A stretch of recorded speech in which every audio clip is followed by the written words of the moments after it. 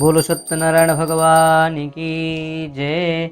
वैदिक कर्मकांड ज्योतिष कार्यशाला यूट्यूब चैनल में आप सभी का बहुत बहुत स्वागत है। सत्यनारायण भगवान की व्रत कथा सुनेंगे। देखिए, कथा और कहानी में थोड़ा संक्षिप्त समय न लेते हुए बताऊंगा, जल्दी से बताता हूँ। कथा और कहानी में बहुत अंतर है। कहानी मतलब मनोरंजन कराना, मनोरंजन देने वाली कहानियाँ होती हैं। कथा मानी ज्ञानप्रद, जो शिक्षाप्रद, जो कुछ आपको मिले। तो ये कथा है, स्कंद पुराण की है। बहुत छोटी कथा है, पर सभी प्रकार के मनोरथ पूर्ण करने वाली है। छोटी छोटी पूजन हो, आप कथा सुनते हैं, जन्म में हो, मांगलिक कार्य हो, शादी के बाद भी आप देखते हैं कथा सुनते हैं। शादी होने के बाद तभी वर को आप छू सकते हैं, क्योंकि भगवान विष्णु का स्वरूप होता है। वर कन्या को तभी छू सकता है गौ को गौशाला में कुछ दान देने के बाद। ये सब कथाएं होती, गृह प्रवेश आदि में भी लोग सुनते हैं।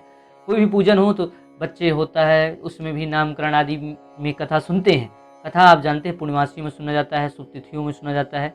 आप कथा सुन करके अपना कार्य शुरू करते हैं। सत्यनारायण भगवान की कथा 5 अध्यायों में है, और पहले अध्याय में सत्यनारायण व्रत की महिमा का वर्णन है, और दूसरे अध्याय में एक निर्धन ब्राह्मण है और लकड़हारे की वर्णन है। तीसरे अध्याय में राजा उल्कामुख का वर्णन है, जिसमें से साधु बणिक और लीलावती कलावती का है।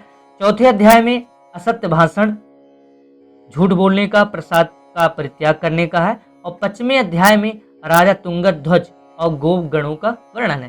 पहले में भी आप जानते होंगे, संसार का भी नियम है, पहले किसी की महिमा, कैसे, कब, कहाँ से मिला, कैसे। दूसरे में कौन अमीर बना, कौन गरीब से अमीर बना, इसकी क्या विशेषता है। और तीसरे में कौन किया और कौन नहीं किया, कौन कौन इनसे जुड़े। और चौथे में अगर जो नहीं जुड़े, जिन्होंने इनकी बुराई किया, मतलब छोड़ा, असत्य बोला, झूठ बोला, उसको क्या दंड मिला। और इससे पहले लोगों ने जो किया इस व्रत को, इससे उनको क्या फल मिला। ये है सत्यनारायण भगवान की 5 अध्याय का एक छोटा सा सारांश। आइए कथा सुनते हैं। कथा सुनने के लिए भगवान के पूजन पूर्वक आप जैसे करते हैं, गौरी गणेश आदि के पूजन करते हुए, कलश आदि का पूजन करते हुए, और आप करते हैं कथा, आप सब जानते हैं। आप ब्राह्मण देवता आपको मिल जाते हैं तो अच्छी बात है, आप उनसे करते हैं, सुनते हैं, तो आपका तो बहुत भाग उदय है। और अगर नहीं कर पाते, आप खुद घर में सुनना चाहते हैं कथा, तो आप हमारे साथ आज इस कथा को सुन लीजिए। भगवान विष्णु जी के चरणों में ध्यान करते हैं। थोड़ा सा श्रीमानी लक्ष्मी, सत्यमानी आप जानते ही हैं कि आज नहीं कल जाना है, सब लोग देखते हैं, आना जाना लगा रहा है। नार मानी एक जो कुआं बावली होती, आयन मानी देख रहे हैं। व्रत मानी किसी का जो विधान, जो किसी तिथि या मुहूर्त में किया जाए, वो सत्यनारायण भगवान की व्रत कथा। सत्य यही है कि आज नहीं कल हम लोगों को सबको जाना है, हम सब लोग देख रहे हैं। एकदा नैमिषारण्य, नैमिषारण्य कहाँ है, इसको जानना। आप कथा बहुत सुन लेते हैं। नैमिषारण्य तीर्थ कहाँ, आपको उत्तर प्रदेश लखनऊ जिले में है, तो वहाँ की कथा है। आप उस कथा को सुनते हैं, किसके नीचे सुनी जा रही थी, इस कथा को भी जानना बहुत जरूरी है। केले के वृक्ष के नीचे यह सत्यनारायण भगवान की व्रत कथा सुनी जा रही, ना कि केले का ढाक का पत्ता काट करके सुनी जा रही थी। ये जानना बहुत जरूरी है, क्योंकि तभी आपको मनोवांछित फल मिलेगा। क्योंकि भगवान विष्णु का स्वरूप है, आप उसका ढाक कैसे काट करके, पत्ता कैसे काट देंगे, ये एक मैंने आपको बताया, ये प्रमाणिक, आप इसको जानना। आइए कथा सुनते हैं भगवान विष्णु के चरणों में ध्यान करते हुए। तो आपका ये मनोभाव होना चाहिए कि हमारे सामने भगवान विष्णु जी हैं और हम इनकी कथा सुन रहे हैं। शांताकारं भुजगशयनं पद्मनाभं सुरेशं विश्वाधारं गगनसदृशं मेघवर्णं शुभांगं लक्ष्मीकान्तं कमलनयनं योगिभिर्ध्यानगम्यं वन्दे विष्णुं भवभयहरं सर्वलोकैकनाथं। बोलो सत्यनारायण भगवान की जय।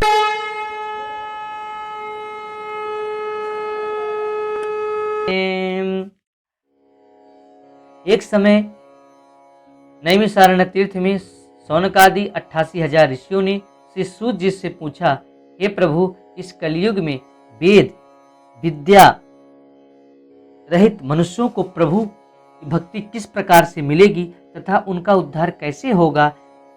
हे मुनि श्रेष्ठ, कोई ऐसा तप कहिए जिससे थोड़े समय में पुण्य प्राप्त होवे तथा मनोवांछित फल मिले। ऐसी कथा सुनने की हमारी इच्छा है। सर्वशास्त्र ज्ञाता श्री सूत जी बोले, हे वैष्णव, मैं पूज्य, आप सब ने प्राणियों के हित की बात पूछी है। अब मैं उस श्रेष्ठ व्रत को आप लोगों से कहूंगा, जिस व्रत को नारद जी ने लक्ष्मी नारायण भगवान से पूछा था। और लक्ष्मीपति ने मुनिश्रेष्ठ नारद जी से कहा था। ध्यान से सुनो। एक समय योगीराज नारद जी दूसरों के हित की इच्छा से अनेक लोकों में घूमते हुए मृत्युलोक में आ पहुंचे। यहाँ अनेक योनियों में जन्मे हुए प्रायः सभी मनुष्यों को अपने कर्मों के अनुसार अनेकों दुखों पीड़ित देखकर सोचा कि यत्न के करने से निश्चय ही प्राणियों के दुखों का नाश हो सकेगा। ऐसा मन में सोचकर विष्णु लोक को गए। वहां श्वेत वर्ण और 4 भुजाओं वाले देवों के इस नारायण को देखकर, जिसके हाथों में शंख चक्र गदा और पद्म थे तथा वरमाला पहने हुए थे, स्तुति करने लगे। हे भगवान, आप अत्यंत शक्ति से संपन्न हैं। मन तथा वाणी से आपको नहीं पा सकती। आपका आदि मध्य अंत भी नहीं है। आप निर्गुण स्वरूप सृष्टि के आदि भूत व भक्तों के दुखों को नष्ट करने वाले हो। आपको मेरा नमस्कार है। नारद जी की इस प्रकार स्तुति सुनकर विष्णु भगवान बोले, हे मुनिश्रेष्ठ, आपके मन में क्या है? आप किस काम के लिए आगमन हुए हैं? निसंकोच कहें। तब नारद जी बोले, मृत्युलोक में सब मनुष्य जो अनेक योनियों से पैदा हुए हैं, अपने अपने कर्मों के द्वारा अनेक प्रकार के दुखों से दुखी हो रहे हैं। हे नाथ, यदि आप मुझ पर दया रखते हो तो बतलाइए कि उन मनुष्यों के सब दुख थोड़े से ही प्रयत्न से कैसे दूर हो सकते हैं। श्री विष्णु भगवान जी बोले, हे नारद, मनुष्यों की भलाई के लिए तुमने बहुत अच्छी बात पूछी है। जिस प्रकार के करने से मनुष्य मोह से छूट जाता है, वह मैं कहता हूँ, सुनो। बहुत पुण्य देने वाला, स्वर्ग तथा मृत्यु लोक दोनों में दुर्लभ यह उत्तम व्रत है। आज मैं प्रेम बस होकर तुमसे कहता हूँ, श्री सत्यनारायण भगवान का यह व्रत अच्छी तरह विधि पूर्वक करके मनुष्य धरती पर आयु पर्यंत सुख भोग कर मरने पर मोक्ष को प्राप्त होता है। श्री भगवान के वचन सुनकर नारद मुनि बोले, हे भगवान, उस व्रत का फल क्या है, क्या विधान है, और किसने यह व्रत किया है, और किस दिन यह व्रत करना चाहिए, विस्तार से कहिए।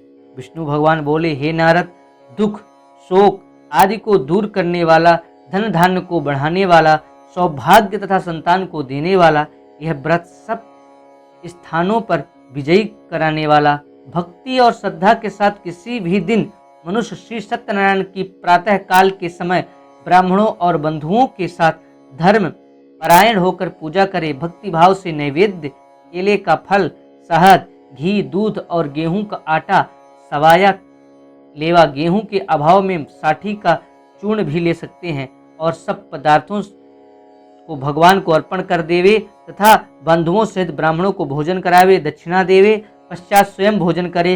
रात्रि में नृत्य गीत आदि का आयोजन कर सत्यनारायण भगवान का स्मरण करते हुए समय व्यतीत करे। इस तरह व्रत करने पर मनुष्यों की इच्छा निश्चय पूरी होती है। विशेष रूप से कलिकाल में भूमि पर यही मोक्ष का और सरल उपाय है। श्री स्कंद पुराणे रेवाखंडे सत्यनारायण व्रत कथायाम प्रथमोध्यायः। बोलो सत्यनारायण भगवान की जय। द्वितीय अध्याय। सूत जी बोले, हे ऋषियों, जिसने पहले समय में इस व्रत को किया है उसका इतिहास कहता हूँ, ध्यान से सुनो। सुंदर काशीपुरी नगरी में एक अत्यंत निर्धन ब्राह्मण रहता था। वह भूख और प्यास से बेचैन हुआ नित्य पृथ्वी पर घूमता था। ब्राह्मणों से प्रेम करने वाले भगवान ने ब्राह्मण को दुखी देखकर बूढ़े ब्राह्मण का रूप धर उसके पास जा आदर के साथ पूछा, हे विप्र, तुम नित्य दुखी हुए पृथ्वी पर क्यों घूमते हो? हे ब्राह्मण, यह सब मुझसे कहो, मैं सुनना चाहता हूँ। ब्राह्मण बोला, मैं निर्धन ब्राह्मण हूँ, भिक्षा के लिए पृथ्वी पर फिरता हूँ। हे भगवान, यदि आप इससे छुटकारा पाने का कोई उपाय जानते हो तो कृपा कर मुझे बताएं। वृद्ध ब्राह्मण बोला, हे विप्र, सत्यनारायण भगवान वनवांछित फल देने वाले हैं, इसलिए तुम उनका पूजन करो, जिसके करने से मनुष्य सब दुखों से मुक्त हो जाता है। ब्राह्मण को व्रत का सारा विधान बतलाकर बूढ़े ब्राह्मण का रूप धारण करने वाले सत्यनारायण भगवान अंतर ध्यान हो गए। जिस व्रत को वृद्ध ब्राह्मण ने बतलाया है, मैं उसको करूंगा, यह निश्चय करने पर उसे रात में नींद भी नहीं आई। वह सवेरे उठ सत्यनारायण के व्रत का निश्चय कर भिक्षा के लिए चला। उस दिन उसको भिक्षा में बहुत धन मिला, जिससे बंधु बांधवों के साथ उसने सत्यनारायण भगवान का व्रत किया। इसके करने से वह ब्राह्मण सब दुखों से छुटकारा, अनेक प्रकार की संपत्तियों से युक्त हुआ। उस समय से वह ब्राह्मण हर मास व्रत करने लगा। इस तरह सत्यनारायण भगवान के व्रत को जो करेगा वह मनुष्य सब दुखों से छूट जाएगा। इस तरह नारद जी से सत्यनारायण भगवान का कहा हुआ यह व्रत मैंने तुमसे कहा, हे विप्रो, मैं अब और क्या कहूँ। ऋषि बोले, हे मुनीश्वर, संसार में इस ब्राह्मण से सुनकर किस किस ने इस व्रत को किया, हम सब सुनना चाहते हैं। इसके लिए हमारे मन में जिज्ञासा है। सूत जी बोले, हे मुनियों, जिस जिसने इस व्रत को किया है वह सब सुनो। एक समय वह ब्राह्मण धन और ऐश्वर्य के अनुसार बंधु बांधवों के साथ व्रत करने को तैयार हुआ।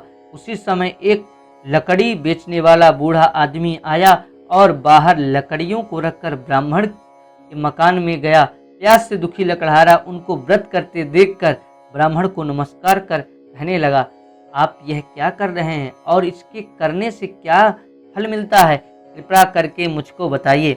ब्राह्मण ने कहा, सब मनोकामनाओं को पूर्ण करने वाला यह सत्यनारायण भगवान का व्रत है। इसकी कृपा से मेरे यहाँ धन धान्य आदि की वृद्धि हुई है। ब्राह्मण से इस व्रत के बारे में जानकर लकड़हारा बहुत प्रसन्न हुआ। चरणामृत ले और प्रसाद खाने के बाद अपने घर को गया। अगले दिन लकड़हारे ने अपने मन में इस प्रकार का संकल्प किया कि आज ग्राम में लकड़ी बेचने से जो धन मिलेगा उसी से सत्यनारायण देव का उत्तम व्रत करूंगा। यह मन में विचार कर वह बूढ़ा आदमी लकड़ियां अपने सिर पर रखकर जिस नगर में धनवान लोग रहते थे, ऐसे सुंदर नगर में गया। उस दिन वहां पर उसे धन लकड़ियों का दाम पहले दिनों से 4 गुना मिला। तब वह बूढ़ा लकड़हारा दाम ले और अति प्रसन्न होकर पके केले, शक्कर, घी, दूध, दही, गेहूं, चूर्ण इत्यादि सत्यनारायण भगवान के व्रत की कुल सामग्रियों को लेकर अपने घर गया। फिर उसने अपने भाइयों को बुलाकर विधि के साथ भगवान का पूजन और व्रत किया। उस व्रत के प्रभाव से वह बूढ़ा लकड़हारा धन, पुत्र आदि से युक्त हुआ और संसार के समस्त सुख भोग कर वैकुंठ को चला गया। बोलो सत्यनारायण भगवान की जय। इति स्कंदे पुराणे रेवा खंडे से श्री सत्यनारायण व्रत कथायां द्वितीयोऽध्यायः। तीसरा अध्याय। सूत जी बोले, हे श्रेष्ठ मुनियों, अब आगे की कथा कहूंगा, सुनो। पहले समय में उल्का मुख नाम का एक बुद्धिमान राजा रहता था। वह सत्य वक्ता और जितेंद्री था। प्रतिदिन देव स्थानों पर जाता तथा गरीबों को धन देकर उनके कष्ट दूर करता था। उसकी पत्नी कमल के समान मुख वाली और सती साध्वी थी। पुत्र की प्राप्ति के लिए भद्रशिला नदी के तट पर उन दोनों ने श्री सत्यनारायण भगवान का व्रत किया। उस समय में वहां एक साधु नामक वैश्य आया। उसके पास व्यापार के लिए बहुत सा धन था।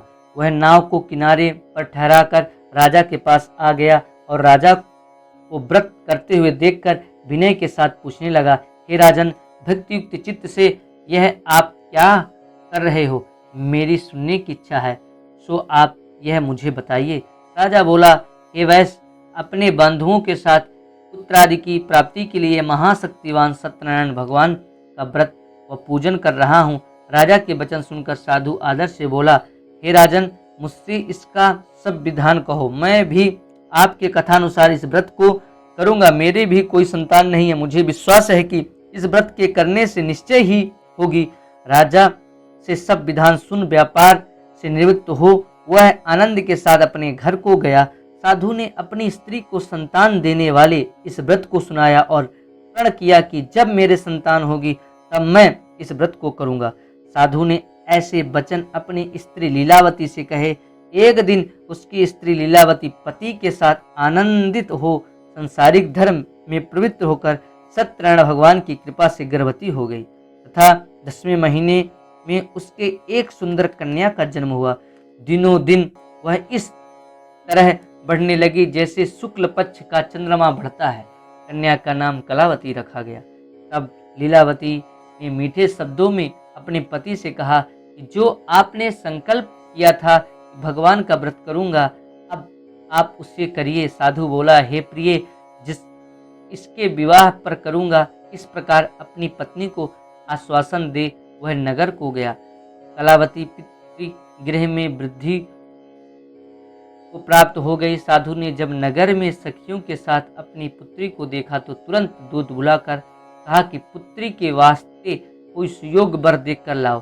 साधु की आज्ञा पाकर दूत कंचन नगर पहुंचा और वहां पर बड़ी खोज कर देखभाल कर लड़की के लिए सुयोग्य वणिक पुत्र को ले आया। उस सुयोग्य लड़के को देखकर साधु ने अपने बंधु बांधवों सहित प्रसन्नचित्त हो अपनी पुत्री का विवाह उसके साथ कर दिया। किंतु दुर्भाग्य से विवाह के समय भी उस व्रत को करना भूल गया।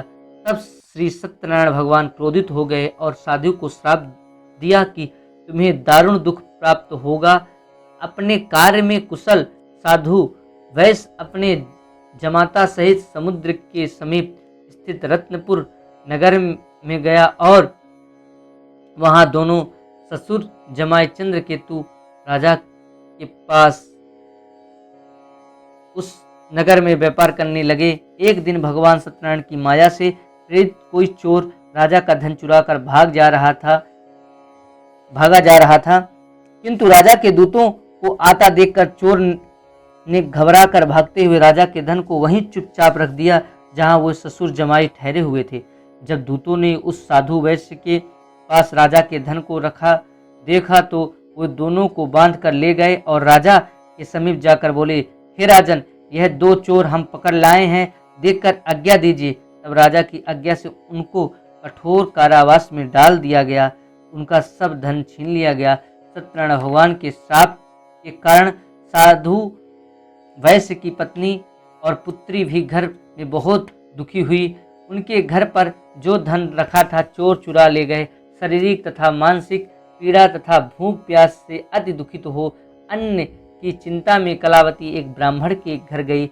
वहां उसने सत्यनारायण भगवान का व्रत होते देखा, फिर कथा सुनी तथा प्रसाद ग्रहण कर रात को घर आई। माता ने कलावती से कहा, हे पुत्री, अब तक कहाँ रही? वह तेरे मन में क्या है? कलावती बोली, हे माता, मैंने एक ब्राह्मण के घर से सत्यनारायण भगवान का व्रत होते देखा है। कन्या के वचन सुनकर लीलावती भगवान के पूजन की तैयारी करने लगी। लीलावती ने परिवार और बंधुओं सहित श्री सत्यनारायण भगवान का पूजन किया और वर मांगा कि मेरे पति और दामाद शीघ्र घर आ जाएं। साथ ही प्रार्थना की कि हम सबका अपराध क्षमा करो। सत्यनारायण भगवान इस व्रत से संतुष्ट हो गए और राजा चंद्रकेतु को स्वप्न में दर्शन देकर कहा, हे राजन, जिन दोनों वैश्यों को तुमने बंदी बना रखा वो निर्दोष हैं, उन्हें प्रातः ही छोड़ दो और उनका सब धन जो तुमने ग्रहण किया लौटा दो, नहीं तो मैं तेरे धन राज्य पुत्र आदि सब नष्ट कर दूंगा। राजा से ऐसे वचन कहकर भगवान अंतर ध्यान हो गए। प्रातःकाल राजा चंद्रकेतु ने सभा में अपना स्वप्न सुनाया। फिर दोनों वणिक पुत्रों को कैद से मुक्त कर सभा में बुलाया। दोनों ने आते ही राजा को नमस्कार किया और राजा के मीठे वचनों से बोला, हे महानुभावों, तुम्हें भाविवश ऐसा कठिन दुख प्राप्त हुआ है, अब तुम्हें कोई भय नहीं है। ऐसा कह राजा ने उनको नए नए वस्त्र भूषण पहनाए तथा उनका जितना धन लिया था उससे दुगना धन देकर आदर सहित विदा किया। दोनों वैश्य अपने घर के लिए चल दिए। बोलो सत्यनारायण भगवान की जय। इस प्रकार से स्कंद पुराण के अंतर्गत रेवाखंड ये सत्यनारायण भगवान व्रत कथा तृतीय अध्याय संपूर्ण हुई। चौथा अध्याय। सूत जी बोले, वैश्य ने मंगलाचार करके यात्रा आरंभ की और अपने नगर को चला। उनके थोड़ी दूर निकलने पर दंडी वेशधारी सत्यनारायण ने उनसे पूछा कि हे साधु, तेरी नाव में क्या है? अभिमानी वणिक हंसता हुआ बोला, हे दंडी, आप क्यों पूछते हो? क्या धन लेने की इच्छा है? मेरी नाव में तो बेल और पत्ते भरे हैं। वैश्य का कठोर वचन सुनकर भगवान ने कहा, तुम्हारा वचन सत्य हो। दंडी ऐसा कहकर वहां से दूर चले गए और कुछ दूर जाकर समुद्र के किनारे बैठ गए। दंडी के जाने पर वैश्य ने नित्य क्रिया करने के बाद नाव को ऊंची उठी देखकर अचंभा किया और नाव में बेल पत्ते आदि देखकर मूर्छित हो जमीन पर गिर पड़ा। फिर मूर्छा खुलने पर अत्यंत शोक प्रकट करने लगा। तब उसका दामाद बोला कि आप शोक न करें, यह दंडी का श्राप है, अतः उनकी शरण में चलना चाहिए, तभी हमारी मनोकामना पूरी होगी। दामाद के वचन सुनकर वैश्य दंडी के पास पहुंचा। अत्यंत भक्तिभाव से नमस्कार करके बोला, हे भगवान, आपकी माया से मोहित ब्रह्मा आदि भी आपके रूप को नहीं जानते, तब मैं अज्ञानी कैसे जान सकता हूँ। आप प्रसन्न होइए, मैं सामर्थ्य के अनुसार आपकी पूजा करूँगा। मेरी रक्षा करो और पहले के समान नौका में धन भर दो। उसके भक्तियुक्त वचन सुनकर भगवान प्रसन्न हो उसकी इच्छा अनुसार वर देकर अंतर ध्यान हो गए। तब उन्होंने नाव पर आकर देखा कि नाव धन से परिपूर्ण है। फिर वह भगवान सत्यनारायण का पूजन कर साथियों सहित अपने नगर को चला। तब अपने नगर के निकट पहुंचा, तब दूत को घर भेजा। दूत ने साधु के घर जा उसकी स्त्री को नमस्कार कर कहा कि साधु अपने दामाद सहित इस नगर के समीप आ गए हैं। ऐसे वचन सुन साधु की स्त्री ने बड़े हर्ष के साथ सत्यदेव का पूजन कर पुत्री से कहा, मैं अपने पति के दर्शन को जाती हूँ, तो कार्य पूर्ण कर शीघ्र आ। परंतु कलावती माता के वचनों को अनसुना कर प्रसाद छोड़कर पति के पास चली गई। प्रसाद की अवज्ञा के कारण, अवहेलना के कारण सत्यदेव रुष्ट हो उसके पति को नाव सहित पानी में डुबो दिया। कलावती अपने पति को न देखकर रोती हुई जमीन पर गिर गई।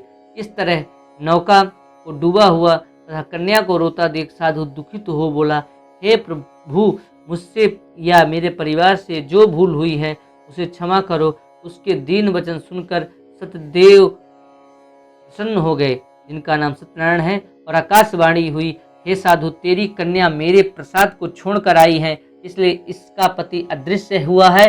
यदि वह घर जाकर प्रसाद खाकर लौटे तो इसे पति अवश्य मिलेगा। यही ऐसी आकाशवाणी सुनकर कलावती ने घर पहुंचकर प्रसाद खाया, फिर आकर पति के दर्शन किए। तत्पश्चात साधु ने बंधु बांधवों सहित सत्यदेव भगवान का विधिपूर्वक पूजन किया। उस दिन से वह प्रत्येक पूर्णिमा को सत्यनारायण भगवान का पूजन करने लगा। फिर इस लोक को सुख भोगकर अंत में वैकुंठ को प्राप्त किया, जिसे स्वर्ग लोक कहते हैं। बोलो सत्यनारायण भगवान की जय। श्री स्कंद पुराणे रेवा खंडे श्री सत्यनारायण व्रत कथायां चतुर्थोध्याय। इस प्रकार से चौथा अध्याय संपूर्ण हुआ। पंचमा अध्याय। सूत जी बोले, हे ऋषियों, मैं एक और कथा कहता हूँ, सुनो। प्रजापालन में लीन तुंगध्वज नाम का एक राजा था। उसने भी भगवान का प्रसाद त्याग कर बहुत दुख पाया।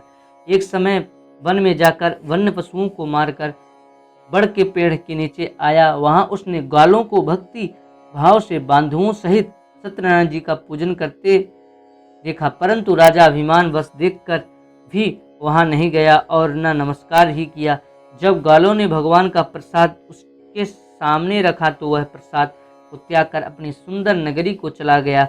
वहां उसने अपना सब कुछ नष्ट पाया। तब वह जान गया कि यह सब भगवान ही किए हैं। तब वह उसी स्थान पर ग्वालों के समीप गया और विधिपूर्वक पूजन ही कर प्रसाद खाया, तो सत्यदेव की कृपा से पहले जैसा था वैसा ही हो गया। फिर दीर्घकाल तक सुख भोग कर मरने पर स्वर्ग को प्राप्त हुआ। जो मनुष्य इस परम दुर्लभ व्रत को करेगा, भगवान की कृपा से उसे धन धान्य की प्राप्ति होगी। निर्धन धनी और बंदी से बंधन मुक्त होकर निर्भय हो जाता है। संतानहीनों को संतान की प्राप्ति होती है तथा सब मनोरथ पूर्ण होकर अंत में वैकुंठ धाम हो जाता है। जिन्होंने पहले इस व्रत को किया है, सब अब उनके अगले जन्म की कथा कहता हूँ। वृद्ध सतानंद ब्राह्मण ने सुदामा का जन्म लेकर मोक्ष को पाया। उल्कामुख नाम का राजा दशरथ होकर वैकुंठ को प्राप्त हुए। साधु नाम के वैश्य ने मोहरध्वज बनकर अपने पुत्र को आरे से चीरकर मोक्ष को प्राप्ति किया। महाराज तुंगध्वज स्वयंभू मनु हुए।